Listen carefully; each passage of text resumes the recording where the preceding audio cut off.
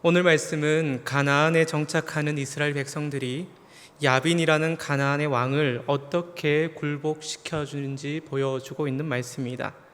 이 말씀을 통해서 적과 꿀이 흐르는 것이 무엇인지, 그리고 이것을 통해서 우리가 받는 은혜는 어떤 것인지 한번 묵상해 보려고 합니다. 먼저 사사기 4장 3절의 말씀을 한번 보겠습니다. 읽지는 않았지만 사사기 4장 3절의 말씀을 보면 이렇게 말씀하고 있습니다. 야빈왕은 철병거 900대가 있어 20년 동안 이스라엘 자손을 심히 학대했으므로 이스라엘 자손이 여호와께 부르짖었더라 라고 말씀하고 있습니다. 야빈은 철병거 900대를 가지고 있는 가나안의 왕이었으며 20년 동안 이스라엘을 학대했다라고 성경은 기록하고 있습니다. 이스라엘에게 있어서 20년이라는 시간은 과연 어떤 시간이었을까요? 오 헨리라는 작가가 쓴 20년 후라는 단편 소설이 있는데요. 이 소설에 두 사람이 등장을 합니다. 이들은 자신의 꿈을 키워가던 중에 20년 후에 자신의 꿈을 이루고 그리고 뉴욕의 한 식당에서 우리 만나자라고 약속하면서 헤어지게 됩니다. 그리고 20년 후에 한 사람은 경찰관이 되고 또 한 사람은 돈은 너무나도 많지만 지명 수배자가 되어서 뉴욕의 한 식당에서 다시 만나게 됩니다. 이것이 바로 20년 후라는 소설의 내용입니다. 20년이라는 시간은 좋든 나쁘든 한 사람의 인생을 결정할 수 있는 충분한 시간인 것 같습니다. 그리고 20년이라는 시간, 우리나라의 기준으로 한번 보면 한 명의 아이가 이 땅에 태어나서 초등학교 6년, 중학교 3년, 그리고 고등학교 3년이라는 공부의 긴 터널을 보내고 사회에 진출할 수 있는 자격을 얻을 수 있는 어찌 보면 너무나도 길고 너무나도 고달픈 시간, 이것이 바로 20년은 아닌가라는 생각도 해보게 됩니다. 하지만 어떤 사람에게는 20년이라는 시간이 짧게 느껴지기도 하는데요. 야곱을 보면 그것을 알 수가 있습니다. 야곱은 7년을 수일처럼 여겼다라는 고백을 하는 것처럼 사랑하는 사람을 마음에 품고 살다 보니까 외삼촌 밑에서 노예처럼 살았던 20년이라는 시간은 힘든 시간임에 불구하고도 짧게 느껴졌다라고 고백하고 있기 때문입니다. 그렇다면 가나안 땅에 살고 있는 이들, 야빈의 학대를 받고 있던 이들, 이 이스라엘 백성들에게 20년이라는 시간은 과연 어떤 시간이었을까요? 4장 3절의 말씀을 다시 보면 심한 학대를 받으며 하나님께 부르짖었다라고 기록하고 있기 때문에 이들에게 20년의 시간은 고통스러운 시간이었고 그리고 아픔의 시간이었고 그리고 그것을 통해서 너무나도 긴 시간이었을 것 같습니다. 평균 수명이라는 것이 있을 것인데 아마 이 시대에 이 사람들의 평균 수명은 그리 길지 않았을 것이기에 20년이라는 시간은 인생의 반 정도였을 수도 있고 그리고 혹 어떤 사람에게는 인생의 전부였을 수도 있습니다. 그렇다면 이 이스라엘 백성들은 왜 이 20년이라는 시간 동안 학대를 받고 있는 것일까요? 하나님께서는 젖과 꿀이 흐르는 가나안 땅에 정착하게 하셨는데 왜 이들의 삶은 학대받는 삶이고 그리고 고통스러운 삶이 되고 있는 것일까요? 사사기 4장 1절의 말씀을 보면 이렇게 말씀하고 있습니다. 4장 1절의 말씀을 한번 볼게요. 에웃이 죽으니 이스라엘 자손이 또 여호와의 목전에 악을 행하매. 그리고 2절을 보면 여호와께서 하솔에서 통치하는 가나안 왕 야빈의 손에 그들을 파셨으니 라고 말씀하고 있습니다. 이스라엘 백성들은 각자의 삶의 자리에서 어떻게 살았을까요? 악을 행하며 살았다라고 성경은 기록하고 있습니다. 이것을 성경은 이스라엘 자손이 여호와의 목전에 악을 행했다라고 표현하고 있는데요. 결국 하나님께서는 이스라엘 백성들의 손을 놓으셨고 그리고 이스라엘 백성들은 하나님의 손에 의한 통치가 아닌 야빈의 손에 의한 통치를 받게 되었다라고 기록하고 있습니다. 그리고 이스라엘 백성들은 20년 동안 심히 고통스러워하면서 결국은 하나님께 부르짖었다라고 성경은 기록하고 있다라는 것이죠. 모든 사건에 있어서 원인이라는 것이 있습니다. 이스라엘이 야빈의 통치를 받게 된 그 이유는 여호와의 목전에 악을 행함으로라는 그 이유 때문인 것이죠. 하나님께서 야빈의 손에 이스라엘의 백성을 넘기신 그 이유는 뭐냐 하면 여호와의 목전에 악을 행하였기 때문이다라고 성경은 기록하고 있습니다. 이런 사실을 알았다면 하나님께 부르짖을 때 이들은 어떻게 하나님께 부르짖어야 할까요? 우리가 잘못했습니다. 우리가 너무나도 잘못했습니다. 하나님 용서해 주세요. 그리고 우리를 구원해 주세요. 아마 이들은 이렇게 기도해야 했을 것입니다.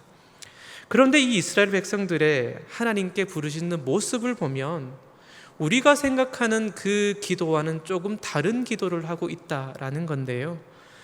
오늘 읽었던 4장 3절의 말씀, 좀 전에 읽었던 4장 3절의 말씀을 히브리어의 어순으로 직역하면 이것을 이렇게 번역할 수가 있습니다.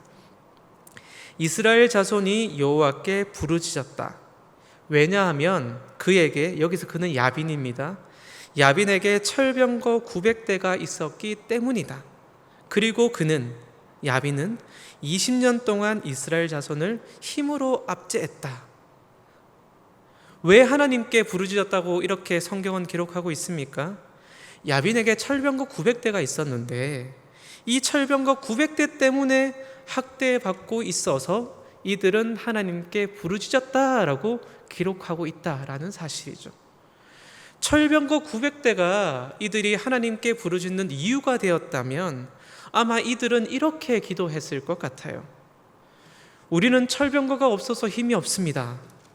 우리는 철병거가 없어서 하나님 너무나도 약합니다. 그러니 우리에게 철병거를 이길 수 있는 힘을, 강한 힘을 우리에게 주십시오.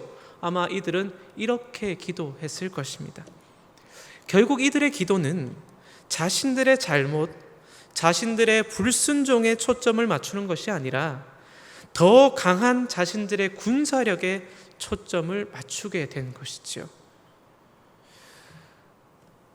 우리도 하나님께 기도할 때 이렇게 기도하고 있는 것은 아닌가 한번 생각해 보게 됩니다.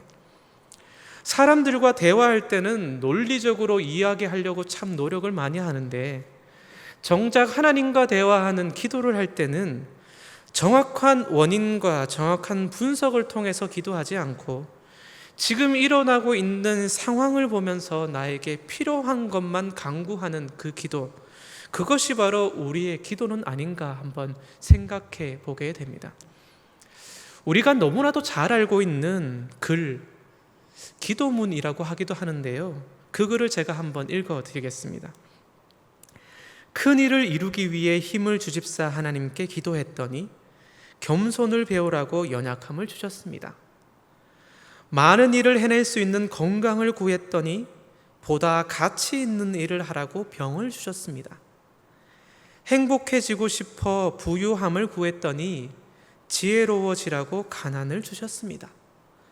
세상 사람들의 칭찬을 받고자 성공을 구했더니 뽐내지 말라고 실패를 주셨습니다.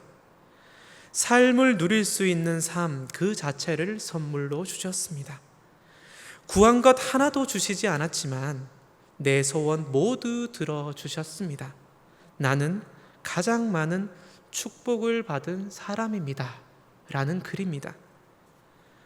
성도님들은 하나님께 무엇을 구하고 있고 그리고 어떻게 구하며 기도하고 있습니까? 하나님께서는 우리의 그런 기도를 들어주실까요? 하나님께서는 성도님들의 그런 기도를 들어주시고 있는 것일까요? 구한 것 하나도 주시지 않았지만 내 소원 모두 들어주셨습니다 라고 하는 이 글의 내용처럼 하나님께서는 나를 가장 많은 축복을 받은 사람으로 만들어 주시는 분이십니다. 이것을 성도님들은 믿으십니까? 이것을 알 때 기쁨으로 우리는 나의 삶을 누릴 수가 있습니다. 하지만 이것을 모른다면, 이것을 모르고 살아간다면 고통과 아픔 속에서 우리는 살아가게 되는 것이죠.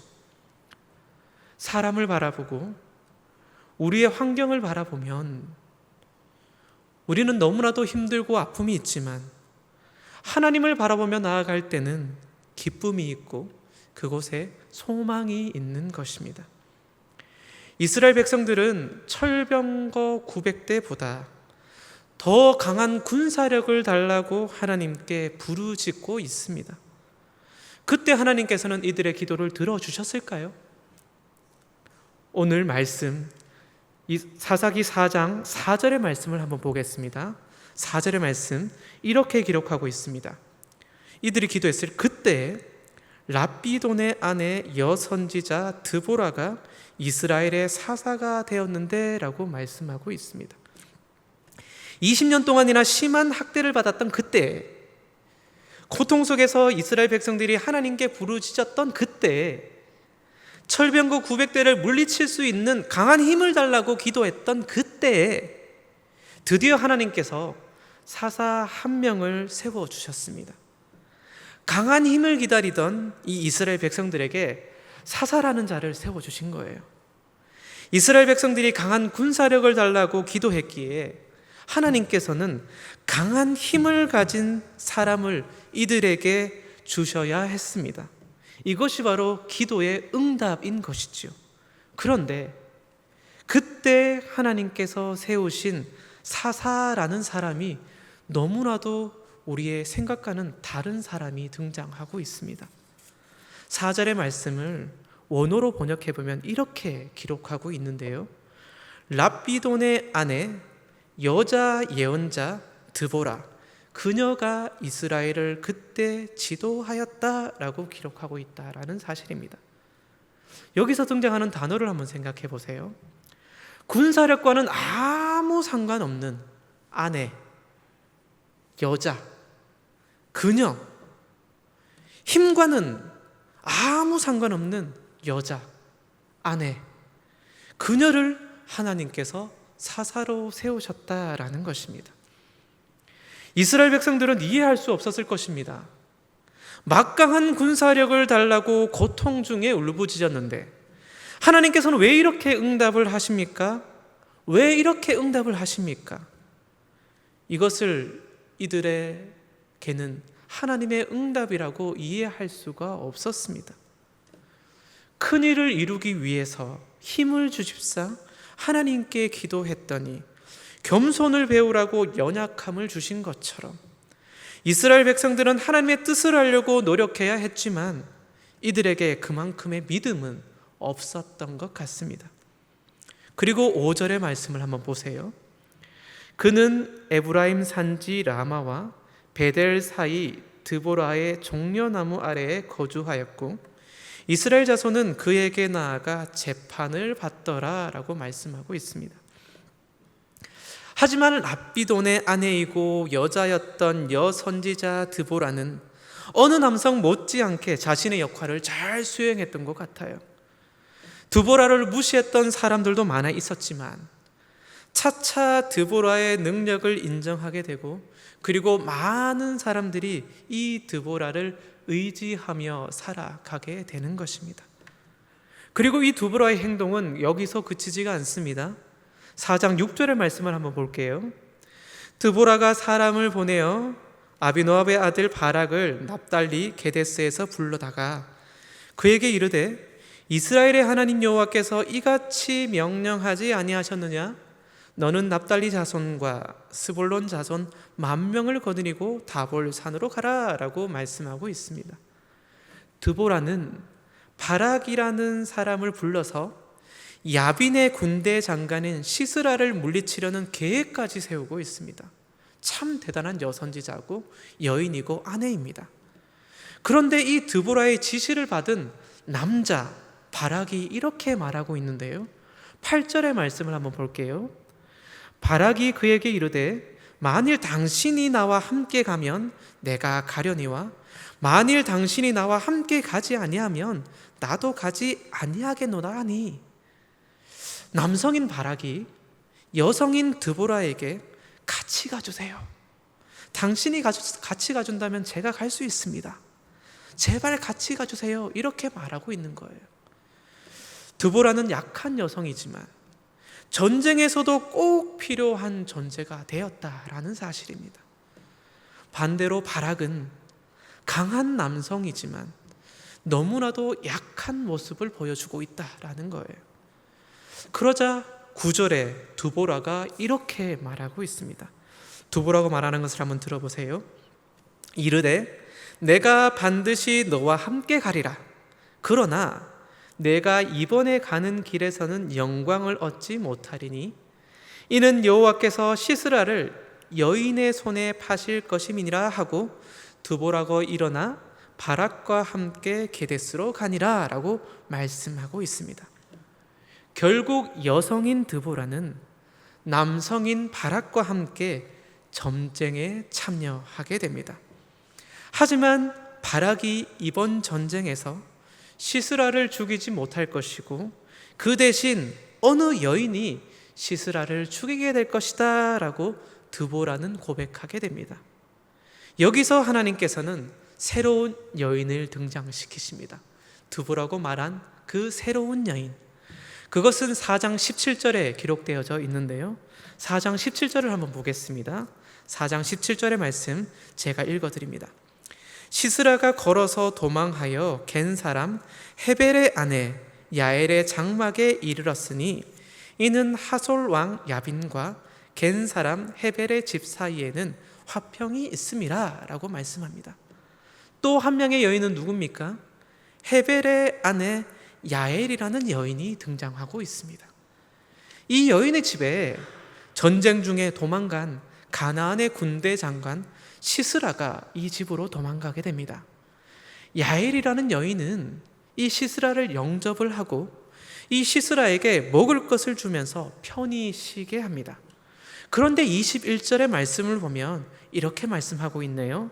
21절의 말씀 우리 같이 한번 읽어보겠습니다. 시작. 그가 깊이 잠드니 헤벨의 아내 야엘이 장막 말뚝을 가지고 손에 방망이를 들고 그에게로 가만히 가서 말뚝을 그의 관자놀이에 박음에 말뚝이 꿰뚫고 땅에 박히니 그가 기절하여 죽으니라. 아멘. 참 무서운 말씀 같아요.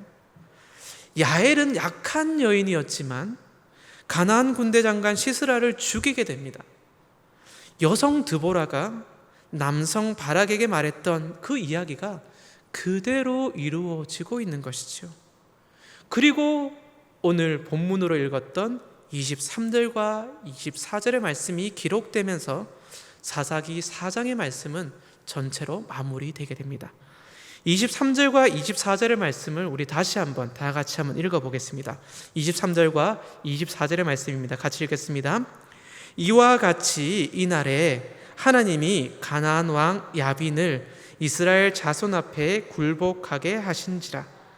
이스라엘 자손의 손이 가나안 왕 야빈을 점점 더 눌러서 마침내 가나안 왕 야빈을 진멸하였더라.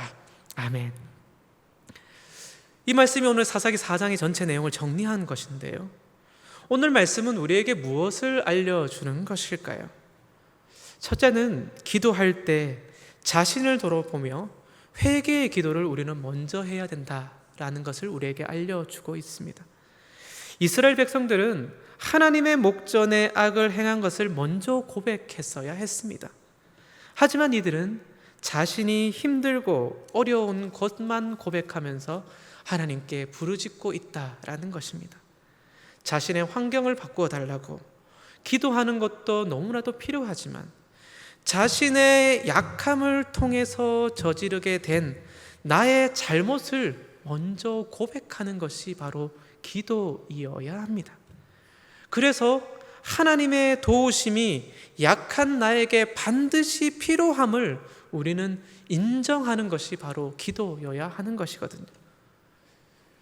우리의 기도는 어떻습니까? 우리의 약함을 인정하는 회개의 기도를 우리는 하고 있습니까?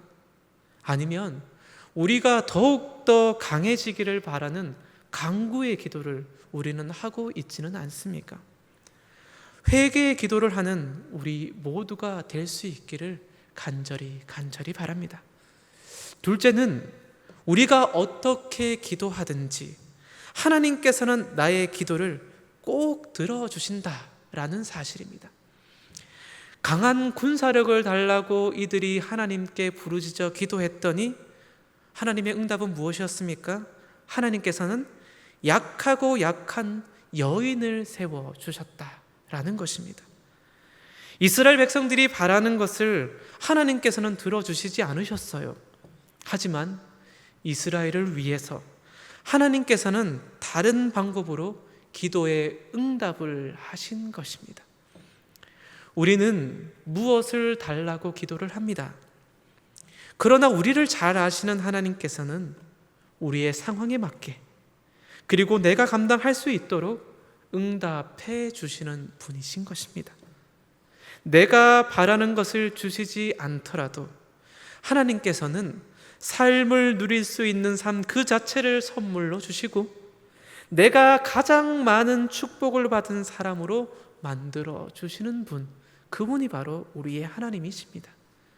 지금 당장 응답이 없다면, 지금 내가 당장 그것을 모르겠다면 응답이 없는 것이 아니라 우리가 하나님의 응답을 모르고 있는 것은 아닐까요? 무엇인가 달라는 기도가 우리의 입에서 나오는 것이 아니라 하나님의 응답을 알게 해달라고 기도하는 것이 우리에게 필요한 것입니다.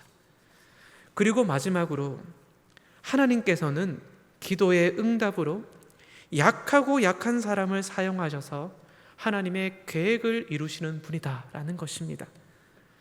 출애굽하는 이스라엘 백성들에게 하나님께서는 뭐라고 말씀하셨습니까? 젖과 꿀이 흐르는 땅으로 인도하겠다라고 말씀하셨지요. 하나님께서 말씀하신 젖과 꿀이 흐르는 땅, 그 땅은 과연 어떤 땅일까요? 젖과 꿀이 흐르는 땅, 과연 어떤 땅일 것 같습니까? 먹을 것이 풍족하고, 그리고 기름지고, 그래서 편하게 살 수 있는 땅, 이 땅이 아마 젖과 꿀이 흐른 땅일 것입니다. 우리는 그것을 소망하고 그것을 살아갑니다. 그것으로 찾아가려고 노력을 합니다. 그런데 오늘 말씀에 나온 여인 두 사람이 있죠. 드보라와 또 한 명 누굽니까? 야엘. 드보라와 야엘의 이름의 뜻이 무엇인지 혹 아십니까? 드보라와 야엘의 이름의 뜻. 드보라의 뜻은 꿀벌이라는 뜻입니다. 그리고 야엘이라는 이름의 뜻은 사냥이라는 이름의 뜻입니다. 꿀을 만드는 벌이 드보라이고 젖을 짜내는 양이 바로 야엘인 것이죠. 약한 여인이지만 이 두 사람이 바로 젖과 꿀을 만드는 사람들이었던 것입니다. 우리는 풍요로운 땅, 환경이 좋은 땅, 준비된 땅이 젖과 꿀이 흐르는 땅이다라고 생각을 하며 살아갑니다. 하지만 약하고 약한 사람이라도 하나님을 의지하며 하나님을 바라보고 하나님께 기도하는 사람으로 살아갈 때 그 땅은 젖과 꿀이 흐르는 땅이 되도록 하는 것이죠. 젖과 꿀이 흐르는 땅을 하나님께서 준비하시는 것이지만 사실은 준비된 사람을 통해서 젖과 꿀이 흐르는 땅으로 만들어 가시는 분, 그분이 바로 하나님이신 것입니다.